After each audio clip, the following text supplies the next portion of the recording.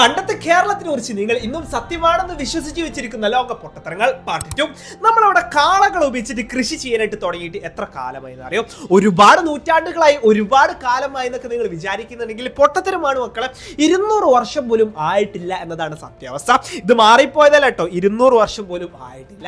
അതായത് Egypt, Mesopotamia അങ്ങനെ പഴയ സിവിലൈസേഷനിലേക്ക് ആയിരക്കണക്കിന് വർഷങ്ങൾക്ക് മുമ്പ് അവർ കാളകളൊക്കെ കൃഷിക്ക് വേണ്ടി ഉപയോഗിച്ചിട്ടുണ്ടെങ്കിൽ നാം മലയാളികൾ അല്ലെങ്കിൽ നമ്മളെ കേരളത്തിലെ ഒരു പരിപാടി തുടങ്ങിയിട്ട് 200 വർഷം പോലും ആയിട്ടില്ല.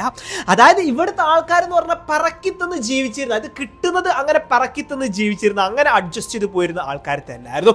അതായത് എലികളെ, പെരിച്ചായി പോലുള്ള സാധനങ്ങൾ പോലും നാം മലയാളികൾ പണ്ട് കാലങ്ങളിൽ ധാരാളമായിട്ട് കഴിച്ചിട്ടുണ്ടായിരുന്നു എന്ന് കേൾക്കുന്ന സമയം, അല്ലെങ്കിൽ പറയുന്ന സമയത്ത് ആൾക്കാർക്ക് ഇത് വിശ്വസിക്കാൻ പോലും സാധിക്കില്ല എന്ന ചരിത്രം ഒന്ന് പഠിക്കാനായിട്ട് ശ്രമിച്ചു നോക്കുക. ഇതൊക്കെ നിങ്ങൾക്ക് വളരെ വ്യക്തമായിട്ട് മനസ്സിലാക്കാൻ സാധിക്കും. അതായത് പണ്ടത്തെ ആൾക്കാരുടെ ഫോട്ടോസ് നോക്കിയിട്ട് ഇവർക്ക് എന്താ കൊടവയറും കാര്യങ്ങളൊന്നും ഇല്ലല്ലോ, എത്ര ആരോഗ്യമാരാന്നൊക്കെ പലപ്പോഴും നിങ്ങൾ ചിന്തിച്ചിട്ടുണ്ടാവും.